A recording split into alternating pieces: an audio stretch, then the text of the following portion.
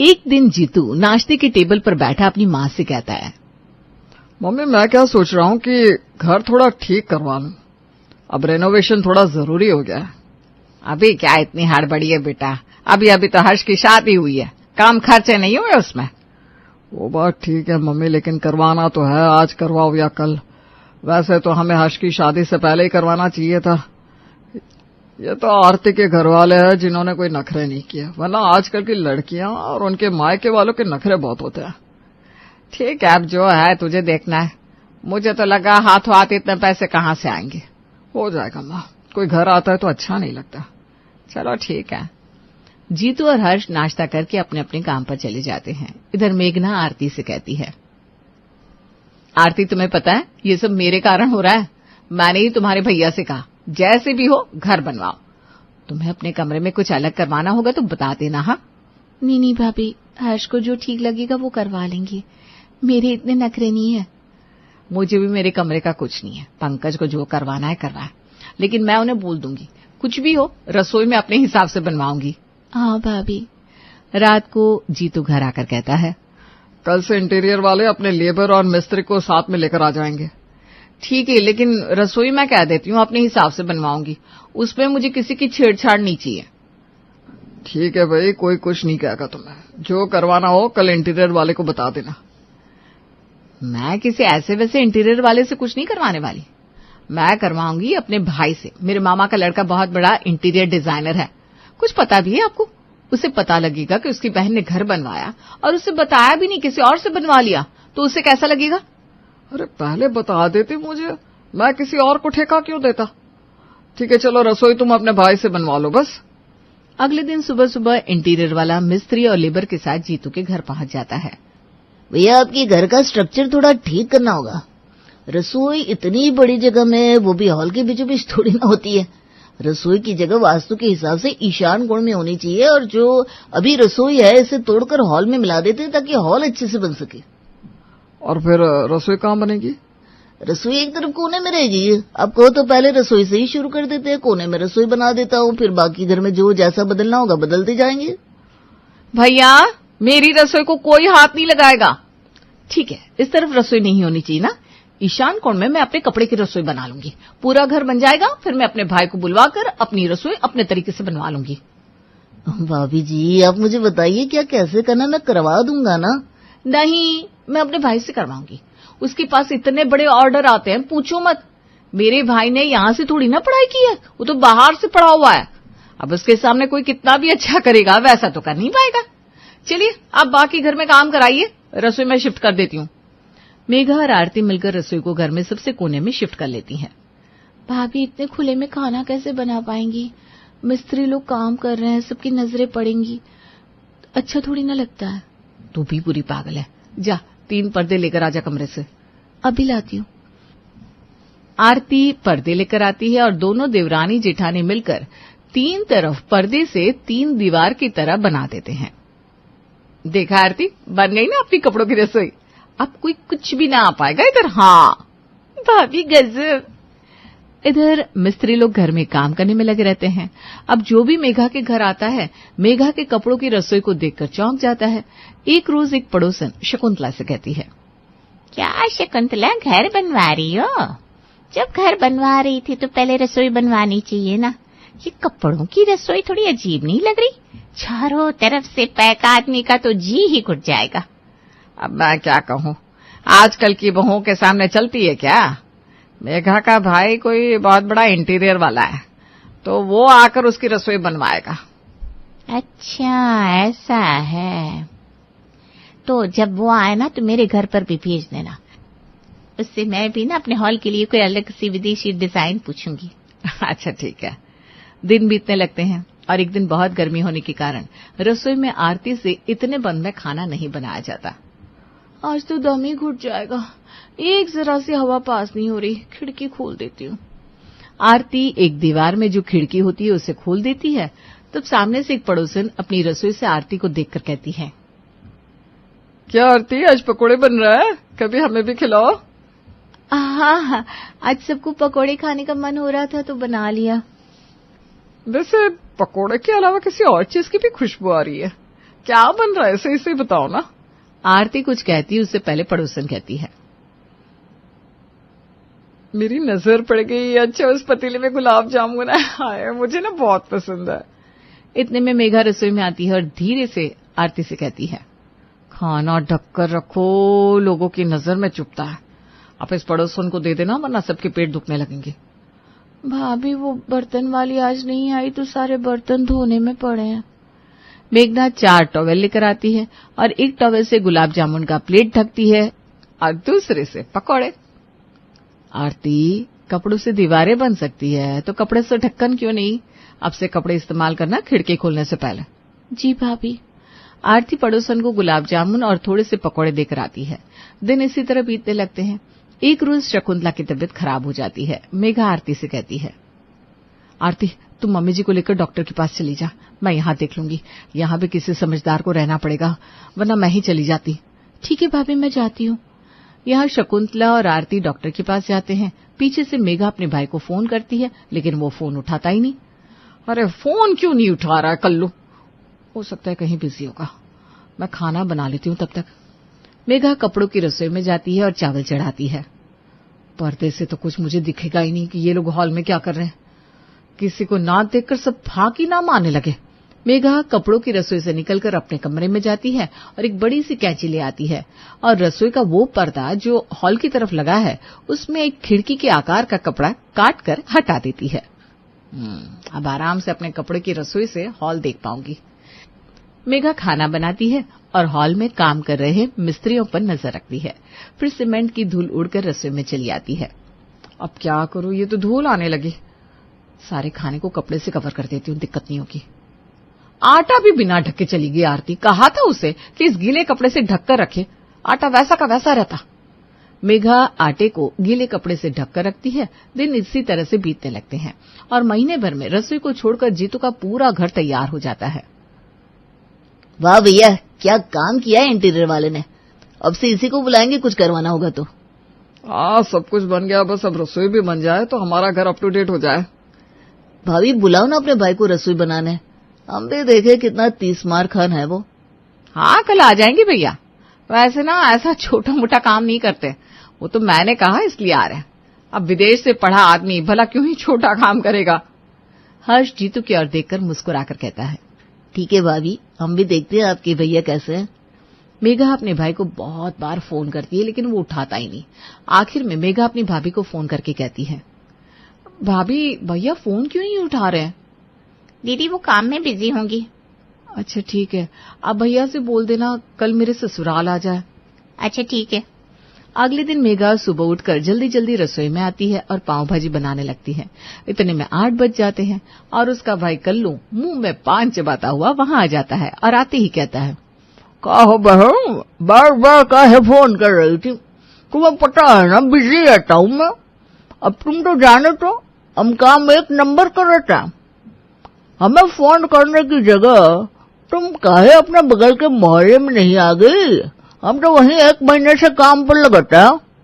हर्ष और जीतू एक दूसरे को देखकर हंसने लगते हैं। भाभी, आप इसी इंटीरियर का इंतजार कर रही थी इतने टाइम से?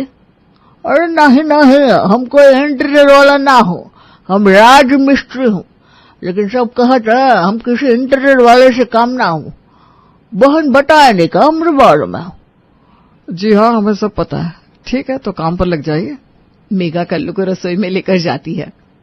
पगला गई हो कब मेघा, हमसे ये सब ना होगा। कपड़ों की रसोई को मॉड्यूलर किचन कैसे बनाएंगे हम? एक हाथ की जगह में आदमी हिल नहीं सकता, खाना कैसे बनाएगा? तो यार चलते, हमरा दूसरा काम कहीं छूट ना जाए। चला जा बहना, जय राम जी की। कल्लू चला जाता है। मेघा का मुंह छोटा सा हो जाता है। कोई नहीं, अपने इंटीरियर वाले को बुलाकर कपड़े की रसोई को मॉड्यूलर किचन बनवा दो। विदेशी इंटीरियर वाला तो देख लिया हमने। जीतू फिर से इंटीरियर वाले को बुला लेता है और वो 10 दिन में कपड़ों की रसोई का नक्शा बदलकर उसे हाई फाई मॉड्यूलर किचन में बदलवा देता है। कविता देवी का बेटा ऑफिस से घर आता है। बेटा आ गया तो ऑफिस से? हाँ माँ। ये ले पानी। थैंक यू माँ। अच्छा बेटा, सुमन आंटी आई थी। अरे माँ, मुझे पता है सुमन आंटी क्या करने आई होगी। फिर से वही मेरे लिए शादी वाली बात करने आई होगी, है ना? अरे तो बेटा इसमें बुराई क्या है, वो तो यही चाहती है ना कि तेरा घर बस जाए। अरे माँ, मुझे ना ये शादी वादी में कोई दिलचस्पी नहीं है। बेटा तू ना मुझसे ये कई सालों से कह रहा है, धीरे धीरे तेरी शादी की उम्र भी निकलती जा रही है। अरे शादी अगर सही समय पर हो जाए तो ही सही रहता है। तू ना अब उस निशा को भूल जा बेटा, वो तो खुशी खुशी अपनी शादीशुदा ज़िंदगी जी रही है, पर तू यहाँ उसकी याद में अपनी उम्र बढ़ाए जा रहा है। पता नहीं तू क्यों एक ऐसी लड़की की याद में डूबा हुआ है जिसने तुझे छोड़कर तुझसे भी अमीर बिजनेसमैन से शादी कर ले। माँ, निशा वैसे बिल्कुल भी नहीं थी। पता नहीं उसकी माँ ने उसका माइंड एकदम चेंज कैसे कर दिया। अरे उसकी माँ ने उसका माइंड चेंज कर दिया, लेकिन माइंड तो उसी का था ना। देख बेटा, पुरानी बातों को भूलकर आगे बढ़ने को ही ज़िंदगी कहते हैं। अब तो 5 साल हो गए बेटा, भूल जा वो सब और अपनी नई ज़िंदगी की शुरुआत कर। अरे निशा से 50 गुना बेहतर लड़कियां हैं इस दुनिया में। और बेटा ज़रा अपनी बूढ़ी माँ के बारे में भी तो सोच। क्या तू नहीं चाहता कि तेरी बूढ़ी माँ को इस बुढ़ापे में बहू का सुख मिले? माँ, देख, सुमन आंटी ने मुझे इस लड़की की फ़ोटो दी है। लड़की ठीक ठाक घर की है, लेकिन बता रही थी कि बहुत कामकाजू है, सीधी सादी है और हम सबका बहुत अच्छे से ख्याल भी रखेगी। ये बात आप इतने दावे से कैसे कह सकते हैं माँ? अरे बेटा, सुमन आंटी की चचेरी बहन जहाँ रहती है ना, ये लड़की भी वहीं रहती है। उन्होंने ही सुमन आंटी को बताया कि लड़की बड़ी गुणवान है, और तो और उनके मोहल्ले का कोई ऐसा इंसान नहीं जो इस लड़की को अच्छा न मानता हो। अच्छा। हाँ बेटा, इस तरह कविता देवी अपने बेटे को उस लड़की के बारे में बताती रहती है और यही समझाती रहती है कि वो जल्दी से शादी कर ले। दिन गुजरते रहते हैं और गुजरते दिन के साथ ऋषि भी इस शादी के लिए कन्विंस हो जाता है। तो हिमानी देवी, हमें और हमारे बेटे को आपकी बेटी बहुत पसंद आई है। बस अब आप अपनी बेटी के हाथ पीले करवा के हमारे घर की बहू बना दीजिए। कविता जी, ये मेरे लिए बहुत अच्छी बात है। मेरी बेटी की ज़िंदगी संवर जाएगी, और क्या चाहिए मुझे। अरे हिमानी देवी जी, इसके लिए आप हमारे सामने हाथ क्यों जोड़ रही हैं? अरे अब तो आप मेरी समधन बन गई, आइए गले लगिए। इस तरह कोपिला का रिश्ता पक्का हो जाता है और करीब 4-5 महीने बाद ही ऋषि और कोपिला की शादी हो जाती है। देखो कविता, तुम इस गरीब घर की लड़की को हमारे घर की बहू बनाकर ले तो आई, लेकिन पता नहीं मुझे क्यों ऐसा लग रहा है कि इसकी कोई गारंटी नहीं कि ये हमारे घर को अच्छे से संभालेगी या फिर ये एक अच्छी बहू साबित होगी। आप तो चुप ही रहिए जी। अरे आज आपकी बेटी की शादी हुई है, कम से कम आज तो शुभ शुभ बोले। और वैसे भी कोपिला कोई एकदम गरीब घर की लड़की नहीं है। तुम्हें पता है ना कविता कि मैं ऐसा बार बार क्यों कहता हूँ? क्योंकि मेरे भाई दिनेश ने भी यही गलती की थी। उसने भी ऐसे ही अपने बेटे की शादी एक गरीब घर की लड़की से करवा दी थी, और उसके बाद उनका क्या हाल हुआ था वो तो मैं ही जानता हूँ। अरे तुम्हारे भाई के साथ वैसा हुआ था तो क्या हमारे साथ भी वैसा ही हो जाएगा? सब लड़कियां एक जैसी थोड़ी ना होती है। ठीक है, अब आप जाइए और आराम करिए। ठीक है, तुम जानो आगे। शादी का ये दिन बीत जाता है और अगला दिन आता है। वहीं कोपिला अगले दिन से ही घर का सारा काम संभालने लगती है। देखा जी, मैं ना कहती थी कोपिला एक अच्छी बहू साबित होगी। देखो कैसे सुबह से काम में लगी हुई है। बेचारी ने नाश्ता बनाया, खाना बनाया, और तो और देखो कैसे बड़े लगन के साथ मेहमानों की इतनी खातिरदारी कर रही है। सबको पानी दे रही है, चाय दे रही है, जबकि बेचारी सुबह से एक बार भी बैठी नहीं है। मैं जा रही हूँ और उसे कह दूंगी कि थोड़ा वो भी आराम कर ले। चलो, ये तो अच्छी बात है कि बहू अच्छे से सब कुछ संभाल रही है। ऐसे ही दिन गुजरते हैं और इसी बीच मैं बाजार से सभी के लिए कपड़े लेकर आई हूँ। माँ, ये सूट बहुत सुंदर लग रहा है, ये मैं ले लूँ? अरे नहीं बेटा, ये सूट मैं तेरी भाभी के लिए लेकर आई थी। वो भी बेचारी दिन भर साड़ी पहनकर इतना काम करती रहती है, तो मैंने सोचा तेरी भाभी के लिए 2-3 सूट ले लूँ। ये ले, तेरे लिए ये वाला सूट है। अच्छा माँ। और मैंने कहा बेटा, ये ले तेरे लिए ये वाला सूट। थैंक यू चाची। मेनका कविता देवी के जेठ की लड़की है जो बचपन से ही उनके साथ रहती है। थोड़ी देर बाद, यार प्राजक्ता, आज तुझे वो सूट पसंद आया तो चाची ने तुझे वो सूट दिया क्यों नहीं? वही तो, भले ही वो सूट भाभी के लिए था तो क्या हो गया, वैसे भी मम्मी उनके लिए 2-3 सूट तो लाई थी। लगता है चाची का सारा प्यार अब भाभी को मिलने वाला है। ऐसा कुछ नहीं होगा मेनका, भले ही भाभी मेरी मम्मी की पसंद की है, लेकिन मैं भी उनकी बेटी हूँ। हाँ ये भी है। इसकी कुछ दिन बाद, प्राजक्ता बेटा, ये देखो ये नेकलेस कैसा है, एक तेरे लिए एक तेरी भाभी के लिए। सासू माँ ये वाला मैं रख लूँ? ये वाला ना मुझे बहुत अच्छा लग रहा है और ये मेरी नई वाली साड़ी से भी बहुत मैच करेगा। अरे बहू, ये वाला नेकलेस तो मैं प्राजक्ता के लिए लेकर आई थी, लेकिन चल कोई बात नहीं, तू इसे रख ले। चाची लेकिन ये प्राजक्ता के लिए था ना, तो आप ये इसे दीजिए। मम्मी ये क्या बात हुई? ये वाला नेकलेस आप मेरे लिए लेकर आई हैं और भाभी को दे रही हैं, और उस दिन जब आप भाभी के लिए सूट लेकर आई थी और मैं उसमें से एक सूट मांग रही थी, तब तो आपने मुझे वो वाला सूट नहीं दिया, ये कहकर कि वो भाभी का है। सासू माँ आप ये ननद जी को ही दे दीजिए। नहीं, अब तो मैं प्राजक्ता को ये नेकलेस बिल्कुल भी नहीं दूंगी, क्योंकि अगर तुम्हें ये नेकलेस चाहिए था तो तुम्हें ये बात थोड़े सही तरीके से बोलनी चाहिए थी। तुमने एक बार भी नहीं सोचा कि तुम्हारी भाभी को कैसा लगेगा। माँ, जब से भाभी आई है ना, आप बस भाभी की ही साइड ले रही हैं, और ऐसा मैंने क्या कह दिया कि भाभी को बुरा लग जाएगा? प्राजक्ता बेटा, तमीज से बात करो, तमीज भूल गई हो क्या? माँ आप ऐसा करिए, ये दोनों नेकलेस आप भाभी को दे दीजिए, मुझे इन दोनों में से कोई भी नेकलेस नहीं चाहिए। इतना कहकर प्राजक्ता और मेनका चली जाती हैं। अरे कोपिला, तू बुरा मत मानना, एक ही बेटी है ना मेरी, इसलिए थोड़ी जिद्दी है। कोई बात नहीं माँ जी, ननद जी की अभी उम्र कम है, मैं समझ सकती हूँ कि अभी इनके अंदर बचपना होगा। बहू तू ना सच में बहुत समझदार है। अगले दिन सासू माँ घर में ड्राई फ्रूट्स ख़त्म हो गए हैं और वो नमकीन वगैरह भी ख़त्म हो गए हैं। मैं विनोद से बोल कर ना आज ही ड्राई फ्रूट्स और नमकीन वगैरह सब मंगवा दूंगी, ठीक है? और कुछ तो नहीं चाहिए ना? वो माँ जी, मेरी ना पुरानी वाली सैंडल पीछे से पता नहीं कैसे टूट गई, जबकि वो तो इतनी नई थी। वही तो, और वो सैंडल तो 1700 रुपये की थी बहू। हाँ माँ जी, वही तो। कोई ना, तू चिंता मत कर, मैं तुझे पैसे दे दूंगी, तो बाजार से अपनी मनपसंद की सैंडल ले आना। जी शुक्रिया माँ जी। देख तो प्राजक्ता, कोपिला भाभी ने कभी अपनी जिंदगी में ड्राई फ्रूट्स देखे भी होंगे क्या? देखा था इन्हें मैंने कल, प्लेट में ढेर सारे ड्राई फ्रूट्स लेकर बैठी हुई थी। ऐसा लग रहा था जैसे जिंदगी में पहली बार खा रही हूँ। पहली बार ही खा रही है समझ ले, क्योंकि इनके घर में तो कभी ड्राई फ्रूट्स आया नहीं होगा। वही तो। वहीं कोपिला अपनी सासू माँ से पैसे लेकर बाजार चली जाती है। हे प्रभु, आपका बहुत बहुत शुक्रिया, आपने तो मेरी किस्मत ही चमका दी है।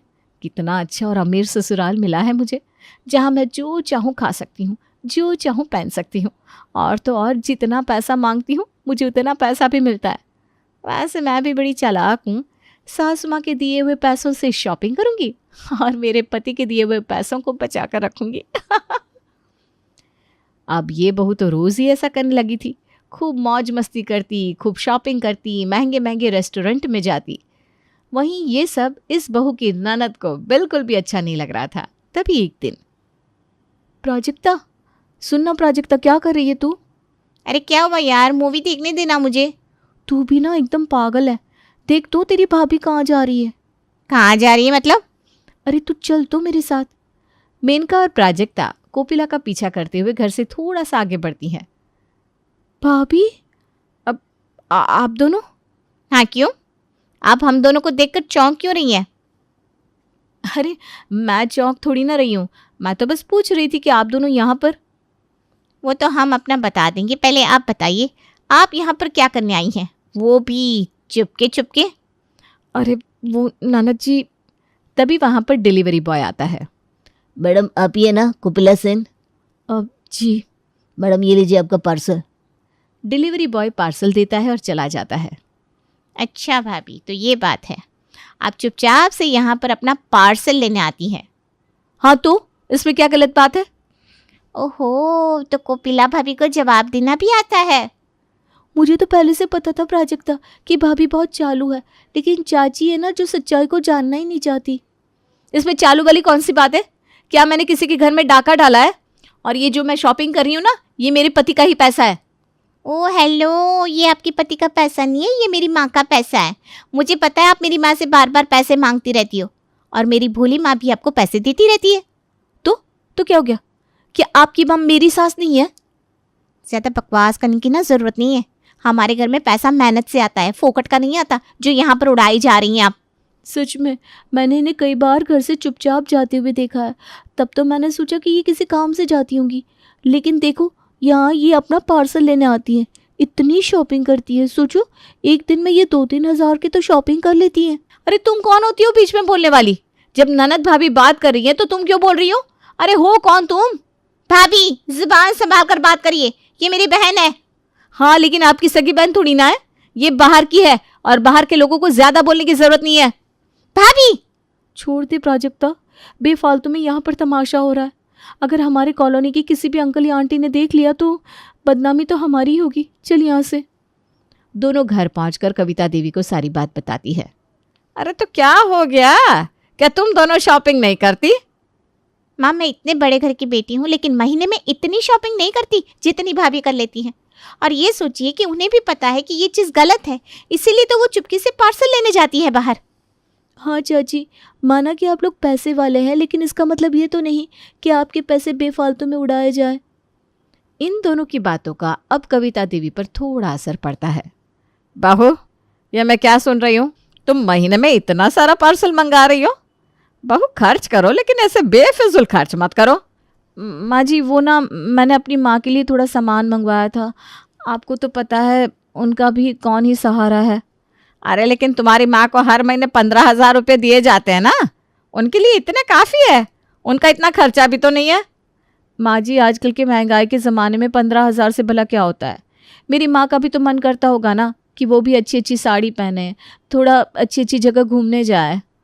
बहू, ये सब तुम्हारी माँ पहले तो नहीं सोचती होंगी, हैं? माँ जी, हम अमीर नहीं है तो क्या हुआ, हमारे अंदर भी तो अरमान है ना। बेटा, होते हैं अरमान, लेकिन हर चीज़ अपनी परिस्थिति के अनुसार ही सोचनी और करनी चाहिए, तो ही अच्छा होता है। सासू माँ, आप कहना क्या चाहती हैं? सीधे सीधे कहिए ना कि हम जैसे लोगों को सपने देखने का कोई अधिकार नहीं है। बहू, तुम मेरी बातों का गलत मतलब ले रही हो। भाभी, माँ आपको तब से कुछ समझाने की कोशिश कर रही है और आप उनकी बातों को समझने की बजाय उनको लगातार जवाब देती जा रही है। ननद जी, हम जवाब नहीं दे रहे हैं, हम बस अपना और अपनी माँ का पक्ष ले रहे हैं, तो इसमें गलत क्या है? अरे आप लोगों ने सोचा कि गरीब घर की लड़की लेकर आएंगे तो वो हमेशा गुलाम बनकर रहेगी, लेकिन जमाना ना बदल चुका है, अब बहुएं भी अपने अधिकार के लिए लड़ना सीख गई है। बहू, ये क्या बोलती जा रही हो? अरे हमने तुम्हारे साथ ऐसा क्या कर दिया कि तुम्हें अपने अधिकार के लिए लड़ना पड़ रहा है? सासू माँ, जब से मैं इस घर में बहू बनकर आई हूँ तब से प्राजक्ता और मेनका जी मुझे कुछ ना कुछ बोलती रहती हैं। अरे मैं शॉपिंग करती हूँ तो इन्हें बुरा लगता है, मैं कुछ खाती हूँ तो इन्हें बुरा लगता है, और आप भी सासू माँ इन्हें ज़्यादा कुछ बोलती नहीं, और आज तो आपने भी मुझे अपनी जगह दिखा दी। इन सब के बीच बहुत बहस होती है। इसके कुछ दिन बाद, प्राजक्ता, आज तुमने फिर से अपनी भाभी से लड़ाई की? अरे क्यों करती हो तुम ऐसा? अरे भैया, आपने अपनी पत्नी की तरफ वाली कहानी तो सुन ली होगी, लेकिन जरा हमारे तरफ वाली कहानी भी सुन लीजिए। आपको पता है, आज भाभी ने पापा को उल्टा जवाब दिया, और वो भी जानते हैं क्यों? क्योंकि उनको अपनी सहेली के साथ 10 बजे वाटर पार्क जाना था और आज मैडम 9 बजे सोकर उठी हैं। लेकिन जब मैं 7 बजे घर से निकला था तब तो वो जगी हुई थी। भैया, उसके बाद वो फिर सो जाती हैं। क्या? हाँ, और नहीं तो क्या। और जब देखो भाभी के मुंह में बस पैसा पैसा रहता है। मैं तो कहती हूँ एक बार आप कोपिला भाभी को पैसे देने से मना कर दीजिए, फिर देखिए क्या होता है। दोनों बहनों के बहुत समझाने पर ऋषि इसके लिए मान जाता है। सुनिए जी, ज़रा मुझे 3,500 रुपये देना तो। कोपिला, बात यह है कि मेरे बिजनेस में थोड़ा लॉस हो गया है, इसलिए मैं अब तुम्हें 3-4 महीने तक पैसे नहीं दे सकता। तुम मेरी पत्नी हो, आई होप यू अंडरस्टैंड। हाँ, कोई नहीं जी। देखा मेरी पत्नी कितनी अच्छी है, कुछ भी नहीं भूली। कोपिला किचन में चली जाती है। बताओ, हाथी के दांत दिखाने की कुछ और, खाने की कुछ और। इतना पैसे होते हुए भी 3,500 नहीं निकल रहे इनसे। अरे ये तो है ही कंजूस, और मैं कहाँ 11,000 मांगने वाली थी इनसे। प्राजक्ता, आप? मैंने सोचा नहीं था कि तुम मेरे बारे में ऐसा कुछ बोलोगी। अरे वो मैं आपके बारे में थोड़ी ना बोल रही थी। अब नाटक बंद करो। वाह भाभी, हमें तो कुछ मेहनत भी नहीं करनी पड़ी और आपने खुद ही अपनी सच्चाई भैया के सामने ला दी। अच्छा, तो ये आपकी चाल थी। अरे आप तो बहन के नाम पर कलंक है, जो अपने भाई का घर उजाड़ने में लगी हुई है। कोपिला, चुप रहो। इसके बाद से ही सभी लोग कोपिला को पैसा देना बंद कर देते हैं, जिससे कोपिला का शॉपिंग करना, बाहर घूमना, महंगे महंगे रेस्टोरेंट जाना सब बंद हो जाता है। इसके 3 महीने बाद, कोपिला, तुमने अपनी सहेलियों के साथ पार्टी करने के लिए मेरी गोल्डन चेन बेच दी। भाभी कितनी गिरी हुई हैं आप। बीच में मत बोलिए आप। क्यों ना बोले, हम क्या कोई पड़ोसी हैं? हाय राम, मेरी किस्मत खराब है जो ऐसी बहू मिली। माँ जी। क्या माँ जी? उन्हें क्या बोल रही हो तुम? एक तो तुमने गलती की है और ऊपर से हम सबके सामने अकड़ दिखा रही हो। हाँ तो? अरे मैं करती ही क्या, 3 महीने हो गए, किसी ने मुझे ना पैसे दिए ना कुछ। अच्छा, और जो मैं हर महीने तुम्हारे खर्चे के लिए 4,500 रुपये देता हूं उसका क्या? अरे उससे तो सिर्फ रेस्टोरेंट में 1 दिन का नाश्ता आता है। बहू ये मत भूलो कि तुम कहां से आई हो। माँ जी मैं जहां से भी आई हूं ना, लेकिन अब हूं तो इस घर की बहू। तो तुम ऐसा नहीं मानोगी? भैया निकाल दीजिए इन्हें घर से बाहर। अरे पागल है क्या? मैं तुम्हें घर से तो नहीं निकालूंगा, लेकिन तुम्हें तुम्हारे घर छोड़ कर आऊंगा और तुम वहां पर 7-8 महीना रहोगी, तब तुम्हें समझ में आएगा कि हम लोग क्या थे। नहीं देखिए ऋषि जी, ऐसा मत कीजिए। पर कोपिला का पति अब उसकी एक नहीं सुनता और उसे उसके घर छोड़ आता है। वहीं कोपिला की माँ को जब ये सब पता चलता है तो वो भी कोपिला पर बहुत गुस्सा होती है। तो कोपिला को जैसे ही वहां रहते हुए सिर्फ 1 महीना होता है कि उसकी अकल ठिकाने आ जाती है। सच में वहां तो महलों की रानी बनकर रह रही थी, नौकर चाकर सब थे वहां।